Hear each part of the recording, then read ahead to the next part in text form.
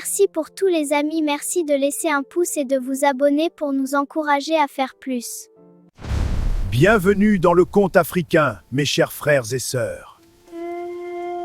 Au bout d'une piste de latérite boueuse à la saison des pluies et poussiéreuse au cœur de l'harmattan, il y avait un petit village d'Afrique de l'Ouest. Les maisons basses semblaient s'accrocher à la terre pour ne pas être emportées par le vent. Les jours y étaient rythmés par les mêmes gestes anciens, une paix rugueuse qu'on croit immuable. À l'aube, les femmes descendaient vers le point d'eau, les calebasses sur la tête, et les hommes rejoignaient les champs, les machettes luisant dans la lumière neuve. Les enfants apprenaient à lire quand l'école pouvait ouvrir, et à patienter quand les cahiers manquaient. La vie n'y était pas tendre, mais tenue par les liens. Dans ce village vivaient 3 jeunes femmes, amies depuis l'enfance, nées presque à la même saison. Elles n'avaient pas connu l'abondance. Compter les repas, rapiécer les tissus, cacher les larmes derrière des sourires. Elles voyaient les récoltes incertaines, les maladies soudaines, l'humiliation muette de ne pas pouvoir offrir mieux à ses parents. Elles avaient des rêves plus grands que les limites du village, nourris par les récits de ceux qui revenaient de la ville. Sacs en plastique neuf, chaussures brillantes, téléphones qui illuminaient la nuit. Des images d'écran montraient voitures aux vitres fumées, villas au portail haut, plates trop riches pour être vraies. Elles se juraient de ne pas finir courbées dans les champs. Leur mère parlait de patience, de travail, d'honneur, des chemins lents. Les 3 jeunes femmes écoutaient, puis regardaient ailleurs.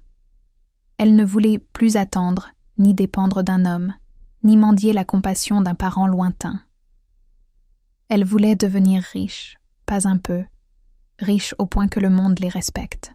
Un matin, le ciel encore pâle, elles rassemblèrent leurs maigres affaires, quelques vêtements dans des sacs, des sandales usées, un peu d'argent économisé et une détermination dure comme une pierre. Le village les regarda partir, regard envieux, inquiet, indifférent.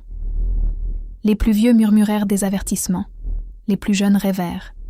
Elles prirent la route vers la ville. La ville les accueillit par ses bruits, ses odeurs, sa foule. Voitures klaxonnant, motos frôlant les passants, marchés vendant de tout. Les immeubles se dressaient tout comme des montagnes de ciment. La nuit, les lumières défièrent le ciel. Elles sentirent une excitation, enfin l'endroit où l'argent circule, où les opportunités existent. Très vite, la ville montra ses dents. Elles cherchèrent tout dormir. Chambres chères, propriétaires exigeant avance et papiers. Les quartiers moins chers étaient des labyrinthes serrés, pièces étroites aux murs humides. Elles trouvèrent une petite chambre à partager, air rare, bruit des voisins à travers des cloisons trop fines. Je vais essayer d'ouvrir la fenêtre. Elles posèrent leurs sacs. Ce n'est qu'un début. Trouver du travail fut plus dur qu'elles ne l'imaginaient. Il fallait recommandations, expériences, relations. Elles arpentèrent les rues, frappèrent aux portes, laissèrent des demandes. On les faisait attendre. Elles acceptèrent de petits boulots, vendre de l'eau en sachets sous le soleil, aider sur des étals, nettoyer des maisons où on les regardait comme invisibles. Le soir, pieds lourds, mains au savon, peur du loyer. Le loyer devint une obsession.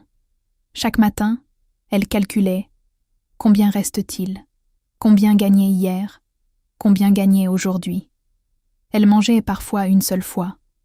Elles s'endormaient l'estomac vide, appelant la faim « passage obligé ». La fatigue tendait l'amitié, reproches, soupçons, puis réconciliation, parce qu'elles n'avaient de personne d'autre. La ville avait des tentations. Des hommes faisaient des promesses, offraient des repas, proposaient des solutions rapides.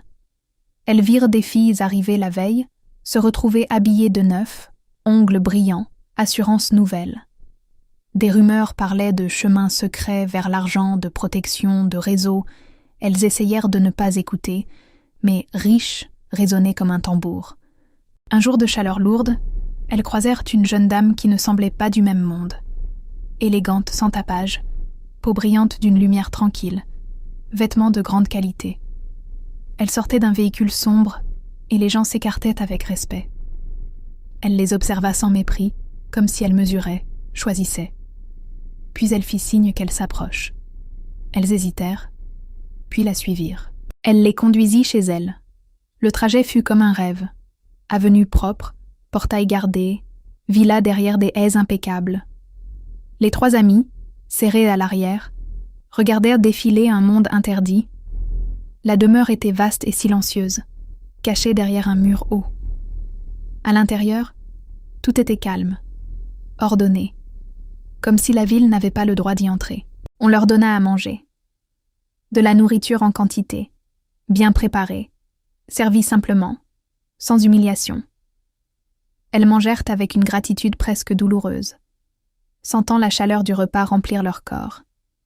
Elles n'osèrent pas parler trop fort, comme si le moindre bruit pouvait casser le sort. La générosité les troublait. Ici, rien ne semblait gratuit, ni au village, ni en ville. Après le repas, elles trouvèrent du courage. La question sortit comme un aveu. Comment étaient-elles devenues riches? Quel secret?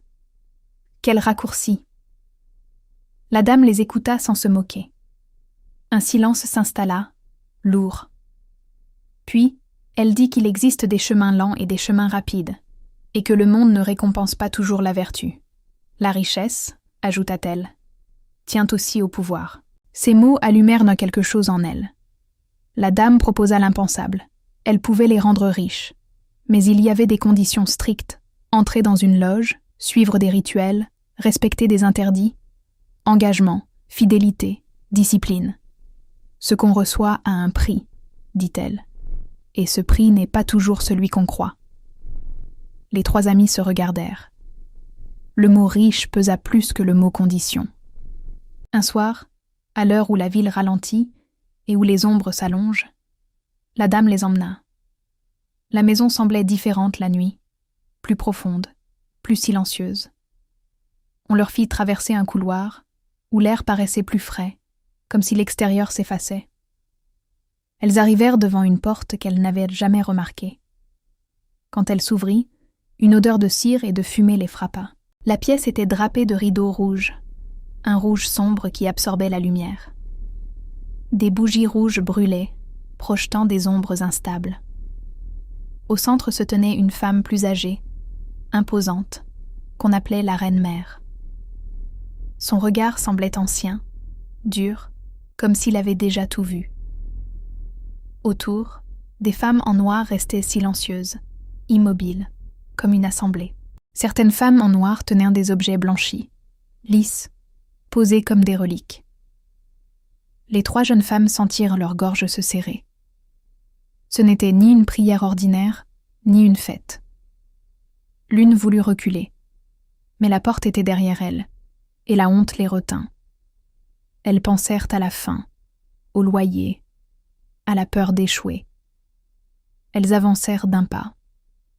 La reine-mère les observa comme on juge un fruit avant de le cueillir. Les rituels commencèrent.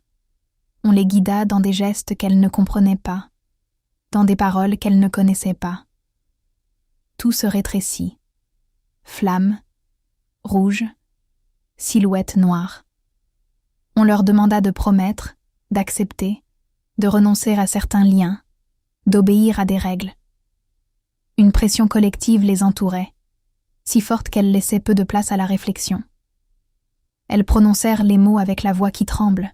Dehors, la nuit avait un goût étrange. La ville semblait lointaine, comme assourdie. Elles étaient épuisées, mais une excitation brûlait dans leur ventre. Elles se sentaient choisies. La dame riche leur dit que les effets viendraient, qu'il fallait patienter, surtout respecter les interdits, ne pas parler à n'importe qui, ne pas se retourner. Sur le chemin du retour, leurs pas n'avaient plus la même légèreté. Les jours suivants, de petites choses changèrent. Une opportunité inattendue, un travail mieux payé, une somme d'argent venue d'une source improbable. Elles se regardaient, incrédules, comme si le sol s'était déplacé sous leurs pieds. Elles commencèrent à croire vraiment. Puis tout s'accéléra. L'argent arriva plus vite. Les portes s'ouvrirent, sans qu'elles comprennent pourquoi, comme tirées vers le haut par une main invisible.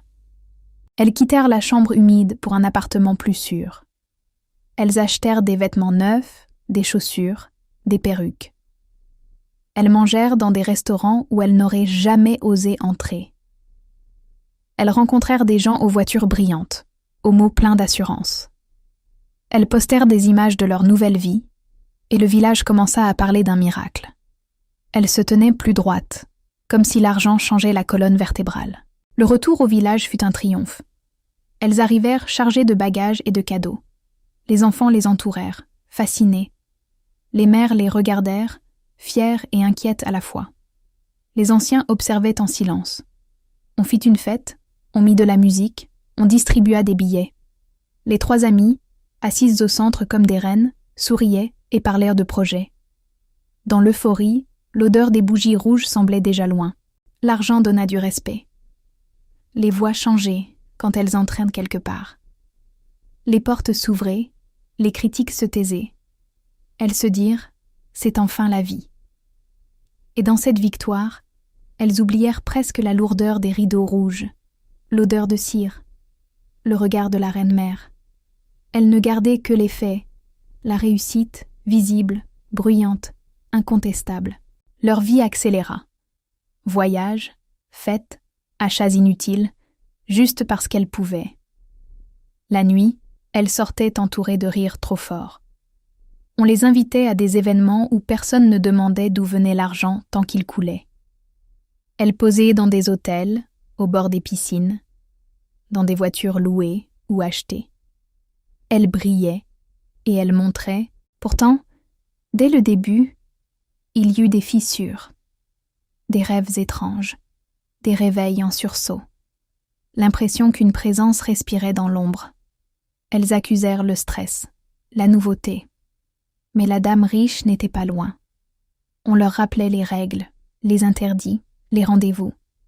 Certaines dates s'imposaient, même quand elles avaient prévu autre chose. Et elles obéissaient, parce que l'argent continuait. Les interdits se multiplièrent.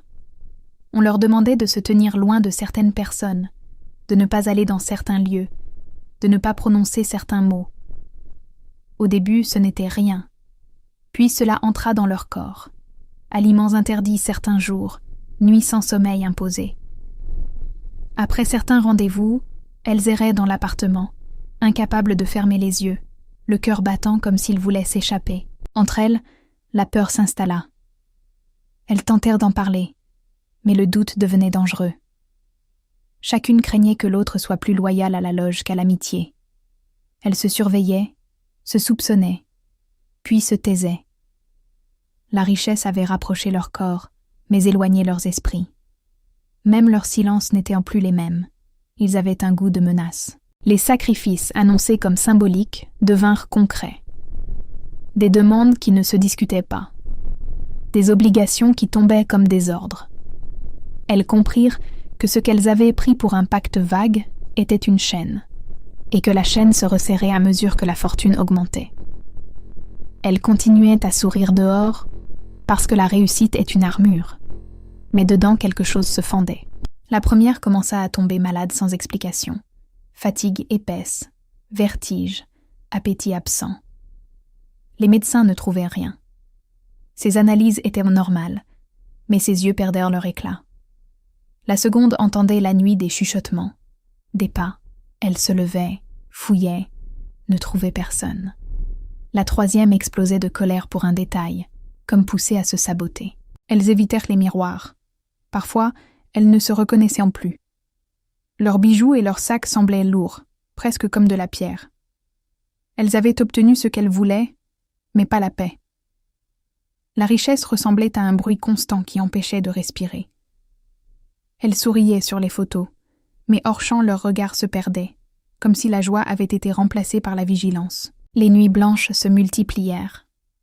Parfois un appel ou un message les obligeait à sortir à des heures impossibles. Elles retournaient dans la demeure, traversèrent le couloir, entraient dans la pièce aux rideaux rouges. Les bougies rouges brûlaient toujours. Les femmes en noir étaient là. La reine-mère semblait ne jamais vieillir.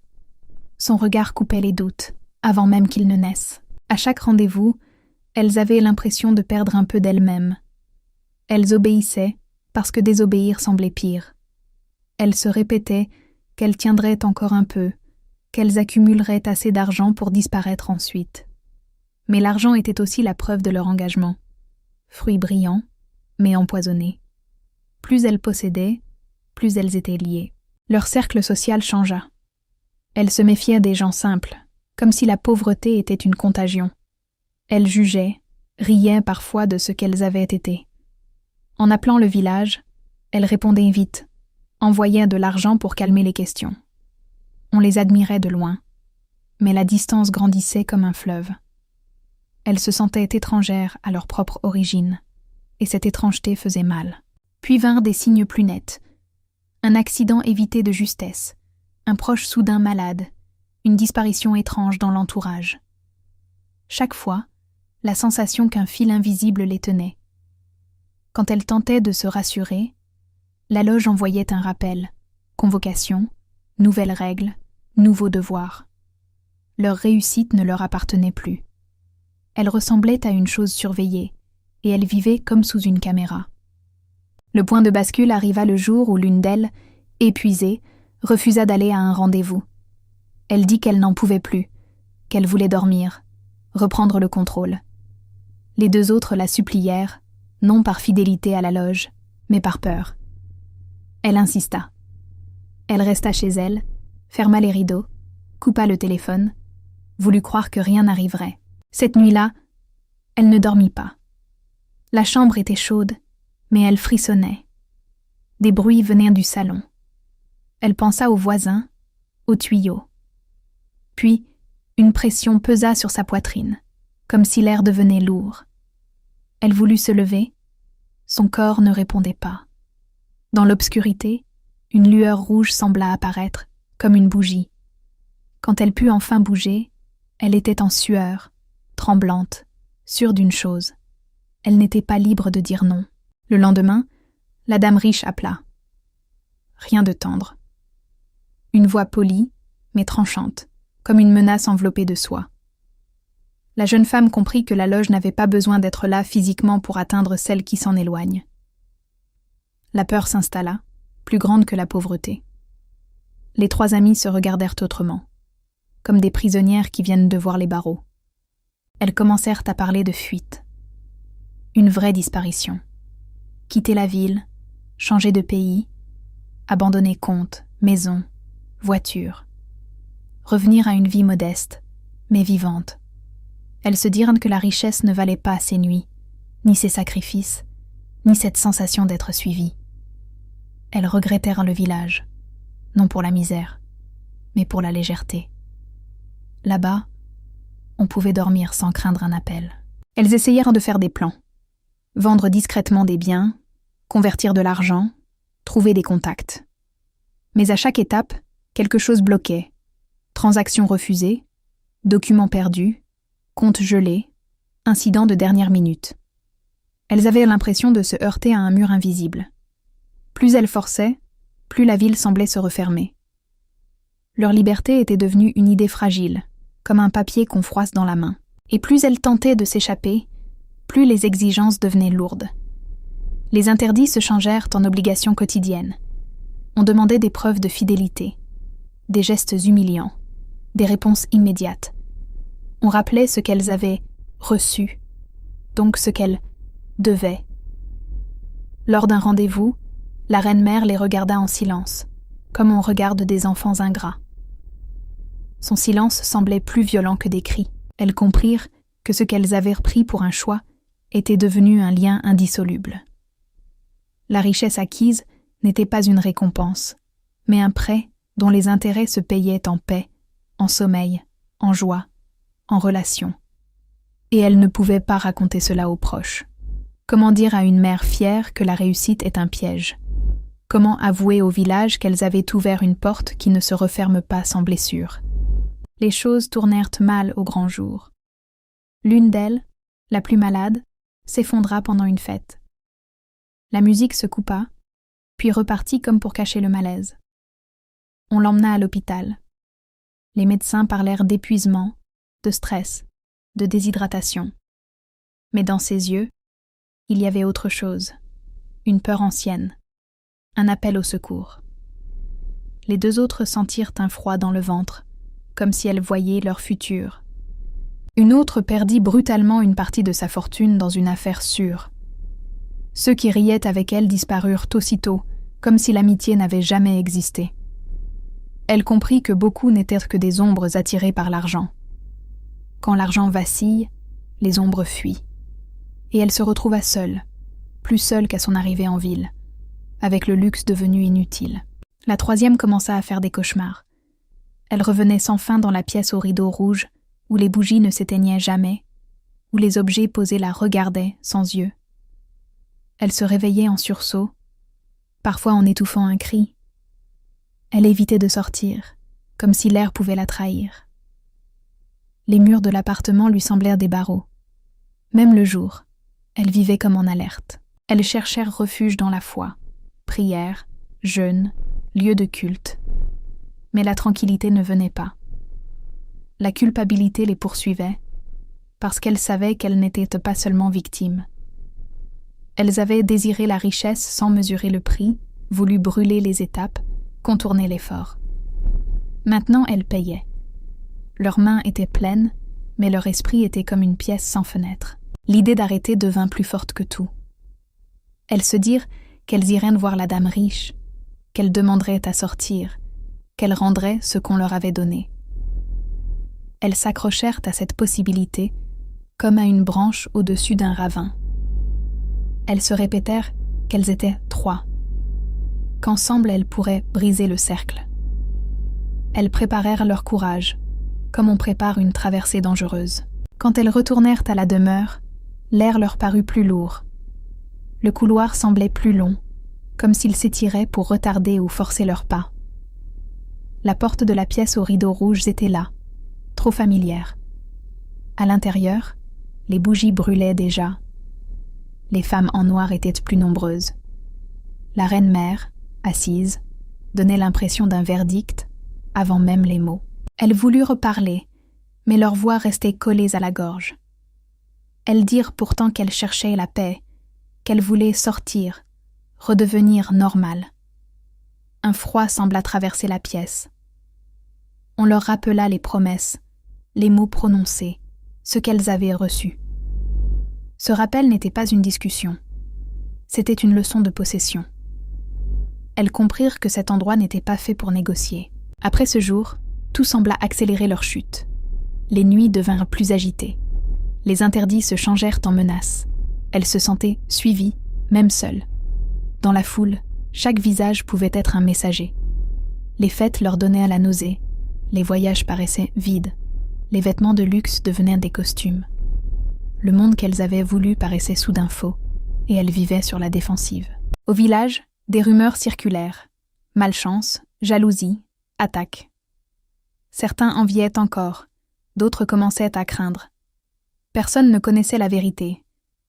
Les 3 jeunes femmes se sentirent prises entre 2 mondes, incapables de revenir en arrière sans honte, incapables d'avancer avec joie. Elles parlaient peu au téléphone, répondaient par des phrases courtes, comme si les mots pouvaient ouvrir une brèche. Le temps n'arrangea pas. Il usa. La plus malade finit par retourner au village, non par choix, mais parce que son corps ne supportait plus la ville. Elle arriva amaigrie, les yeux cernés. Elle avait encore de l'argent, mais avait perdu quelque chose de plus précieux. On l'accueillit d'abord avec compassion, puis avec curiosité. Elle ne parla pas. Elle entra dans un silence épais, comme un refuge. La deuxième voulut reconstruire autrement. Petit commerce, investissement modeste, travail plus propre. Elle cherchait à donner du sens, à rendre normal ce qu'elle possédait. Mais chaque fois qu'elle touchait une stabilité, une nouvelle exigence arrivait. Rendez-vous, règles, rappels. Elle avançait comme avec une chaîne aux pieds. Plus elle tentait de grandir hors du système, plus quelque chose la ramenait. La troisième voulut disparaître. Elle acheta un billet, fit ses bagages, se persuada que la distance casserait le lien. Le jour du départ, en route vers l'aéroport, un accident de moto la blessa assez pour briser le plan. À l'hôpital, elle fixa le plafond longtemps. Elle interpréta cela comme un signe. Même la fuite physique avait ses barrières. Elle pleura d'épuisement, de rage, d'impuissance. Des mois plus tard, elles se retrouvèrent dans une maison discrète, loin des fêtes et des réseaux. Elle n'avait plus l'arrogance de l'ascension. Leurs visages portèrent la fatigue, la culpabilité, le regret. Elles se regardèrent longtemps, parlant peu. Elles savaient que l'amitié avait été abîmée par l'argent et par la peur. Pourtant, au milieu des illusions, c'était peut-être la seule chose vraie qui leur restait. Elles commencèrent lentement une réparation, aider leur famille, mais avec prudence. Vivre plus simplement, éviter les excès. Elles cherchaient un sommeil normal, une respiration calme. Parfois, elles y arrivaient. Parfois non. Des souvenirs revenaient comme des ombres, même en plein jour. Elles comprirent qu'elles n'étaient pas entièrement libres, mais qu'au moins, elles avaient nommé la prison. Et nommer, c'était déjà reprendre un peu de pouvoir. Les années passèrent. La ville continua de produire des rêves et de dévorer des espoirs. D'autres jeunes quittaient les villages avec la même impatience. Les 3 femmes, plus mûres, voyaient dans ces départs un miroir.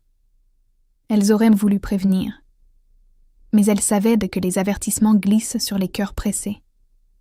Alors elles cherchèrent une autre manière de transmettre. Parler du temps, du travail, de la dignité, sans tout raconter. Elles expliquaient que la richesse n'est pas seulement ce qu'on possède, mais ce qu'on peut garder sans perdre son âme. Que certaines portes, une fois ouvertes, ne se referment pas sans blessure. Elles apprirent à admirer les réussites lentes. Économie honnête, projet modeste, mais stable. Elles retrouvèrent une autre définition du mot « riche », un sommeil profond, la santé, la confiance, la paix dans le cœur. La fin de leur histoire ne fut pas un éclat, mais une vérité dure. Elles avaient voulu être riches à tout prix, et certains prix sont trop élevés. Le raccourci peut mener à l'endroit où l'on se perd. Elles comprirent que patience, travail et honneur ne sont pas des mots pour endormir les jeunes, mais des protections. La vraie richesse ne demande pas de sacrifier la paix intérieure. Et au village, leur histoire resta comme une leçon cousue dans la mémoire. Longtemps après, au village, on racontait encore leur histoire. Selon les langues, elle changeait. Certains la disaient pour effrayer les jeunes, d'autres pour envier, d'autres pour juger. Mais quand la nuit tombait et que les voix baissaient, la même idée revenait. Elles avaient gagné l'or trop vite et perdu quelque chose de plus fragile. La mémoire du village gardait cette histoire comme on garde une cicatrice. Ceux qui écoutaient avec attention retenaient surtout ceci. Quand on désire l'or au point d'oublier la valeur de son âme, on peut se retrouver avec des mains pleines et un cœur vide. Les mots semblaient simples, mais ils piquaient. Les jeunes riaient parfois, pour se protéger, puis se taisaient. Car au fond, chacun sentait qu'il existe des richesses qui ne se montrent pas sur un écran. On disait aussi, quand on accepte l'obscurité pour briller plus vite, la lumière qu'on croit gagner peut devenir un feu qui brûle au lieu d'éclairer. La phrase circulait comme un proverbe neuf, cousu sur une ancienne peur. Et chaque fois qu'un jeune annonçait son départ pour la ville, quelqu'un la murmurait, pas comme une interdiction, mais comme une prière. Les 3 femmes, elles, avaient appris à regarder autrement. Elles avaient compris que l'honneur, la patience et le travail ne sont pas seulement des mots des anciens, ce sont des garde-fous, des protections contre les pièges qui aiment les cœurs pressés. Elles ne se vantaient plus. Elles ne parlaient pas fort. Elles choisissaient la sobriété comme on choisit une médecine. Et dans cette modestie, un morceau de paix revenait parfois. Elles comprirent aussi que la honte de manquer est parfois moins dangereuse que la honte de se trahir. Qu'on peut vivre pauvre et garder son sommeil, ou vivre riche et ne plus jamais se reposer. Leur regard sur l'argent changea. Ils pouvaient aider, oui, mais ils pouvaient aussi exiger. Elles apprirent à reconnaître la frontière entre le nécessaire et l'avidité, et à se méfier des promesses qui ne demandent que de fermer les yeux. Quand elles parlaient aux jeunes, elles ne racontaient pas tout. Elles parlaient du temps, du travail, de la dignité, des pas lents qui font des routes solides. Elles disaient « Ne confondez pas vitesse et victoire ». Elles disaient « Ce qui vient sans racine se renverse au premier vent ». Certains comprenaient, d'autres souriaient, impatients, comme elles autrefois. Alors elles se taisaient, sachant que chacun doit parfois toucher le bord du feu pour croire à sa chaleur. Elles avaient voulu que la vie s'incline. Elles découvrirent que la vie ne s'incline pas. Elle se négocie, elle se construit, elle se respecte. Ce qu'elles prenaient pour une faiblesse, attendre, recommencer, économiser, était souvent une force. Et ce qu'elles prenaient pour une force, forcer les portes, brûler les étapes, était parfois une fragilité déguisée. Cette compréhension ne faisait pas de bruit, mais elle changeait tout. Elles surent enfin que la vraie richesse est celle qui ne demande pas de sacrifier la conscience, pas de vendre le sommeil, pas d'échanger l'amour contre la peur. La ville continuait, immense, bruyante, brillante. Mais elle ne la regardait pas non plus comme un paradis. Elle en la regardait assez comme une épreuve possible, un lieu où l'on peut se perdre si l'on entre sans boussole. Leur boussole, désormais, portait des mots simples: paix, santé, confiance. Et quand le village répétait leur histoire, ce n'était pas seulement pour parler d'elle. C'était pour parler de tous, de la faim qui rend impatient, de la comparaison qui rend aveugle, des écrans qui mentent par omission. C'était une histoire sur le désir, sur l'urgence, sur la facilité qui coûte cher. Une histoire qui rappelle que certaines portes sont lourdes. On peut les ouvrir, oui, mais on ne contrôle pas toujours ce qui entre avec elles. Ainsi, la leçon restait. On peut chercher à sortir de la pauvreté sans se jeter dans l'obscurité. On peut vouloir mieux sans vouloir tout de suite. Les trois femmes n'étaient pas devenues parfaites, ni entièrement libres de leurs souvenirs, mais elles avaient retrouvé quelque chose de rare, la lucidité. Et cette lucidité, patiente, pouvait sauver d'autres vies plus sûrement que n'importe quel billet. Au village, quand le vent levait la poussière, on se rappelait que certains raccourcis finissent par rallonger la nuit.